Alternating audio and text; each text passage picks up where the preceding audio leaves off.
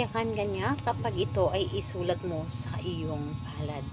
Hello mga guys, kumusta kayo? Panibagong araw, panibagong video na naman tayo. And sa araw na ito ay isa na namang video ang aking ituturo sa inyo na simpleng gabay o simpleng pamamaraan na makakatulong sa atin.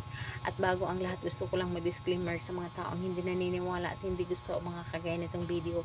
Please skip this video at maghanap kayo ng videos na gustong gusto nyo dahil ang video na ito ay para lamang ito sa mga taong naniniwala and gusto mag-try.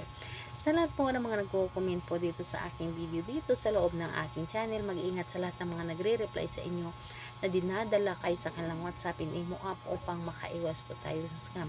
Ngayon po, ituturo ko sa inyo paano kayo iiyakan ng taong mahal ninyo gamit lamang ang inyong palad. So, ituturo ko and ito ay pwedeng gawin sa parehas ang kasarian, babae ito babae, and lalaki ito lalaki, and syempre naman sa ating babae at lalaki na mag-partner. And ayun po, ang dapat lamang nating handa dito is kailangan mo lamang dito maghanda ng panulat.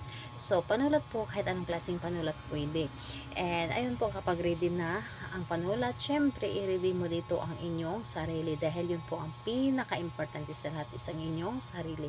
I-ready po ninyo ang inyong sarili na kailangan na hindi ka nagdududa sa isang ritual na dapat mong gawin at buo ang inyong loob.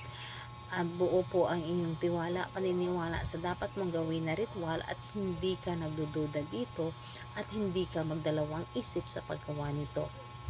So ngayon po, kapag ready ka na, ay pwede mo na itong umpisahan. So ganito po, dito sa iyong palad, sa kahit anong saang party na iyong palad, pwedeng sa kaliwa, pwedeng sa kanan.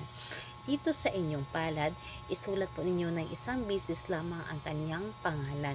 So, isulat mo dito na isang bisis ang kanyang pangalan at kapag naisulat mo na ito ay bigyan mo ng energy. Halimbawa, irarab mo dito ang inyong palad.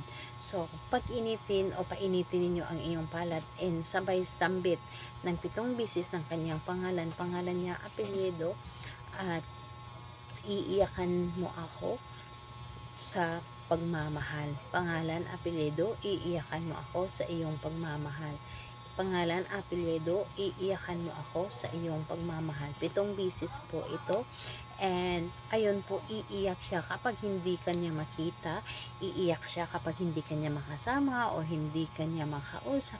Yung tipong hindi niya ma-explain, hindi niya mapaliwanag yung kung ano yung mararamdaman niya kapag hindi kanya makita, dahil gusto niya ay makita ka palagi, makasama ka palagi, yung tipong ayaw niya na mawala ka sa mga paningin niya. So yun po ang kanyang mararamdaman. And sa paggawa nito, dapat po ay gabi, yung bago kayo matulog. Yung tipong sobrang napakatahimik na ng paligid. Dahil kapag yun ang gagawin ninyo, ay sobra po kayong marinig ng universe at mabilis itong mapapakinggan ng ating universe. So, sa kahit anong araw naman, pwede mo itong gawin at oras, basta gabi lamang. Mas maganda po na gabi para po hindi siya makatulog, and ayun po, ikaw lamang ang laging nilalaman ng kanyang isip. So, salamat po sa inyo. Bye bye everyone. God bless us all.